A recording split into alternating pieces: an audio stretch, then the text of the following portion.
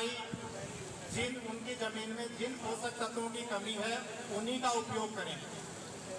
वो कितना उपयोग करेंगे, कौन सी फसल में कौन से उर्वरक का, इसका विवरण भी इसमें दिया हुआ है। जैसे मैंने अभी यहाँ 4 कार्ड जो बांटे उनमें देखा है, आपके यहाँ की ज़मीन में जिंक और सल्फर की कमी है, बाकी और चीज़ें यहाँ पर्याप्त मात्रा में हैं। तो 10 से 25 किलो एक जिंक की रिकमेंडेशन है। और फेरस में आयरन फसलों को मिलता है, क्योंकि आप किसानों को खेती करते करते ये तजुर्बा हो जाता है कि इसमें जिंक और आयरन की अगर कमी होती है तो फसलों में पैदावार में कैसे कमी आती है। पौधों की पैदावार रुक जाती है, पौधों में थोड़ा सा गुच्छेगापन आ जाता है, और उसमें जो फलियां, फूल या जो गेहूं के मामले में बाली बनते हैं वो छोटी बनती है। तो इसलिए सभी किसानों से मैं अनुरोध करना चाहूँगा कि आप अपने मृदा नमूनों का जांच कराएं, अपनी मिट्टी का क्या स्वास्थ्य है इसको जानें और उसके आधार पर आप अपनी खेती करें। इसके साथ ही मैं थोड़ा सा ये बताना चाहता हूँ कि कृषि विभाग द्वारा एक फसल सुरक्षा के लिए तारबंदी योजना चला रखी है। किसानों को एक ये समस्या रहती है जो उनकी जो फसलें हैं उनको, खेत में खड़ी फसलों को आवारा जानवरों से कैसे सुरक्षित रखा जाए। तो इसके लिए विभाग की एक राजस्थान फसल सुरक्षा मिशन के माध्यम से तारबंदी की योजना है।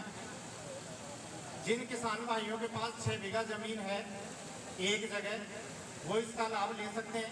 अगर एक किसान के पास 6 बीघा एक जगह नहीं हो रही है, वो इस आवेदन में अपने भाई को शामिल कर सकता है, अपने पड़ोसी को शामिल कर सकता है, दूसरे भाई को, दूसरे पड़ोसी को शामिल कर सकता है।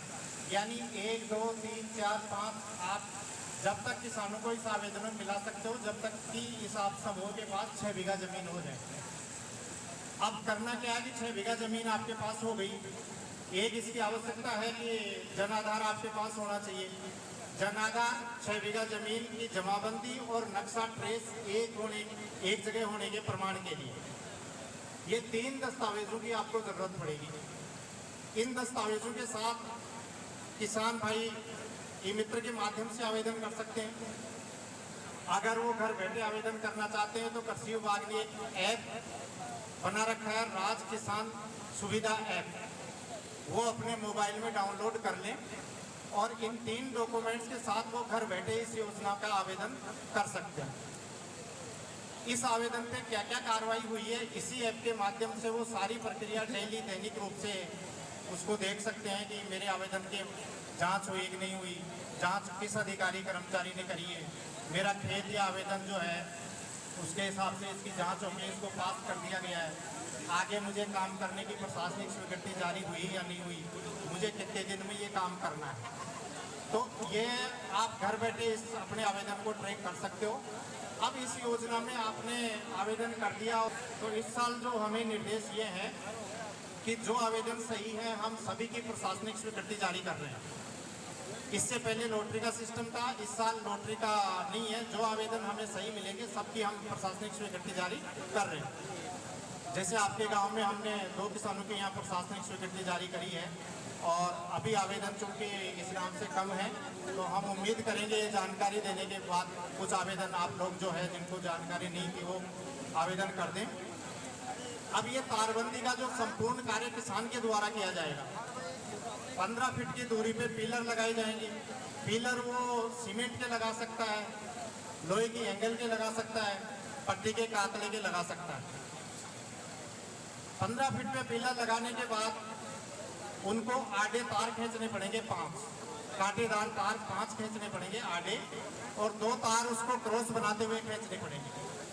तो इस तरह 7 तार खींचने पड़ेंगे। अगर आप कांटेदार तार नहीं लगाना चाहते हो तो शकरपारा जाली का भी इसमें उपयोग कर सकते हैं।